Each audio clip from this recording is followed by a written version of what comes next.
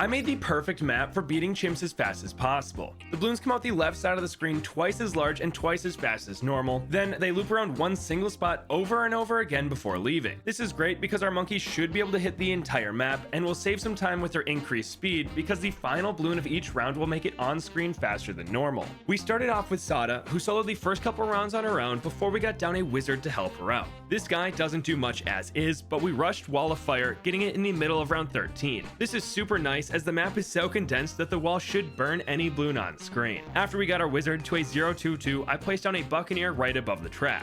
I was between this and a boomerang, but I figured a destroyer right next to the track would do some serious damage. We upgraded him to a 3-1-0 over the next several rounds, and we used Sada's sword leap ability from time to time to try to speed up the run. All that really matters for this is popping the last balloon of each round as fast as possible because the spawn times are set in stone. So it's just how fast we can start the next round after the last balloon spawns. This is kind of a guessing game, but I've been playing long enough that sometimes my guesses were spot on and sped us up by a little bit. We got the destroyer on run 31 and worked on our round 40 defense. The plan is to get a Moab assassin and one-shot round 40, but I wasn't sure we'd have the money and time, especially after everything we've bought already. I put him slightly off to the side as we need to save the good real estate for other towers later on, and started upgrading him to a 0-4-0. Luckily, we were able to afford him at the start of round 39, which gave us enough time for its ability to come off cooldown by the time the Moab spawned. And I was spam clicking his ability, so we beat round 40 without even seeing the Moab. But now our plan was simple: make an overdrive below the track right at the start and place an embrittlement right next to it. This way we'll shred Moab class balloons as they enter the map, and the rest of our defenses will pop the insides. Then we buffed everything with a Jungle Drums village and upgraded our wizard to a 0-2-4 necromancer. This is a super common speedrunning tower as its reanimated balloons can pop normal ones the second they spawn,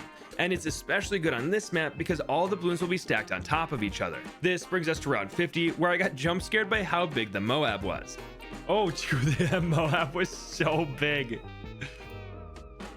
That's funny. I totally forgot that I made the blimps twice as big too, as all of a sudden all of our towers were covered by a pufferfish. We popped it super fast, but I wasn't ready for such a big fish to appear so suddenly. But this led to our first big save up of the run, the Prince of Darkness, the tier 5 upgrade for the wizard, which drastically buffs its balloons and normal attacks. We were able to save up this money pretty easily, as we even popped round 63 and 64 without much effort, and we got this upgrade on round 65. Instantly, I could tell the increase in popping power. We could no longer see normal balloons as they were covered by our zombie BFBs, and the only enemies we could see were blimps, though even those were popped super quick. Next, we upgraded our village to a 302 and started saving money once again. Normally, I'd pick up radar scanner here, but between the shimmer on the wizard and the D-camo of our embrittlement, I figured we'd be okay on camo detection. Over the next 10 rounds, we continued as is, with the Prince of Darkness carrying our run. But on round 78, we were able to upgrade our overdrive to attack zone. Now, right at the start of the track, we have an absolute beast of a tower ready to shred anything that enters. And the upgrade after this is super brittle, a monkey that'll make affected balloons take tons of extra damage from every projectile, and our attack zone has tons and tons of them. We got this in the mid 80s, and the balloons started melting. Even fortified BFBs popped in the blink of an eye, but ZOMGs were still taking a second or two to break down. So, to get a little extra damage, we gave the attack zone a 4-2-0 Alchemist.